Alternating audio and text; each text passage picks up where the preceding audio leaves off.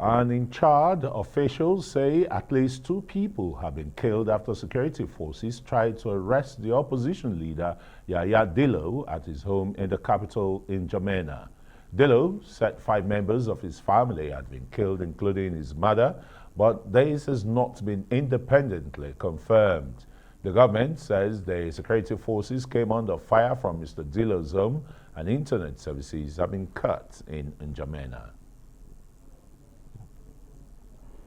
Well, for more on this story, especially as it has to do with the DRC, let's talk to THABISO LEHOKO, who is an internationalist. He's joining us now from South Africa, but of course taking a look at his home country of the DRC. Thank you so much, THABISO, for joining us tonight on the program. And of course, let's look at the fact that there has been that militia attack in the DRC. Do you think that Africa finds itself in increasing security concerns? Thank you very much, Amaka. A very good evening to you as well as your viewers. I'm THABISO LEHOKO. You know, the DRC is a sovereign state, like any other state. Now, you know, the Allied Democratic Forces, it's shocking. It's very shocking in the sense that their strategy is to shoot people, behead people, and burn homes. Now, you'd ask yourself one question. What is the operation all about? And it seems like they keep on stepping up efforts. And this militia group from Uganda, it's in actual fact overstepping. You know, a rebel group, and then all of a sudden, it's expanding into the DRC. I would imagine like the infiltration or attacks in the DRC somehow at a time like this is not needed. The DRC is dealing with COVID-19. It is dealing with Ebola. Now, all of a sudden, this militia group is also another pandemic. It is adding a headache to the the DRC strategic operations of ensuring that they maintain a peace and security. Now, it's very important to address the root cause of the problem and effectively disarm this group from further weakening or wreaking havoc in the DRC and possibly West Africa and other shores. Labito, but what do you think, Labiso rather, what do you think can really be done to increase peace in that country and even Uganda, where we're seeing some kind of bandits moving from Uganda to the DRC Congo, and like you said, the DRC is really plagued with loads of medical issues like the Ebola and the COVID-19 pandemic. What are your thoughts here? You know, Christian, thank you very much for asking me that question. I think it is imperative as THABISO to answer it. Africa as a continent is not a standalone.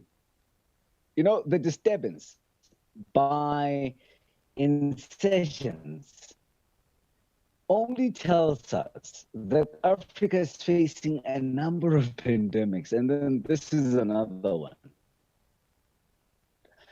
This is another pandemic, which is a global question, and on it has created a stakeholder. This stakeholder is called the African Union.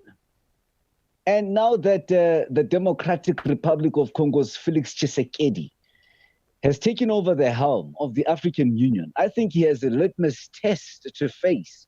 Now, this litmus test is to ensure that he maintains the peace and security in accordance to the mandate of the United Nations Security Council, as well as the African Union, because it has organs in itself.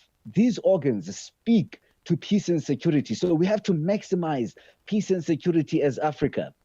And for the mere fact that the DRC is facing health problems like any other state right now, which has its own issues, this militia group is not needed. We have to address it possibly quickly as the United Nations, as well as the African Union, to make sure that there's no interception. There's no interception from this group. And now that the United Nations, through the UN Security Council, they must maximize their efforts of international peace and security, including disarmament.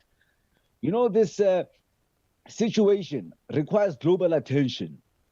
Ramaphosa, when he was at the helm of the African Union, he maintained states and he managed them. But now Tshisekedi must deal with conflict and urgently address governance. COVID-19, he must have stability from home before. So meaning he must actually address this problem as quickly as now. Well, it's a good thing you talked about President Tshisekedi. Of course, he's got his work cut out for him, honestly. Beyond all of this, we're talking about the killings. Even just on Monday, the Italian ambassador was also killed in Goma, in the same Kivu province where we're seeing these killings that has just been reported today. But you know what? Let's talk about all the challenges that the DRC is currently facing, which is the outbreak of Ebola, which is the 12th time this is actually happening in that country. Let's talk about the deployment of vaccines, you know, as it concerns Ebola and even COVID-19 in the country. You know, the West Africa Ebola outbreak began in Guinea, spread across land borders to Liberia, Sierra Leone.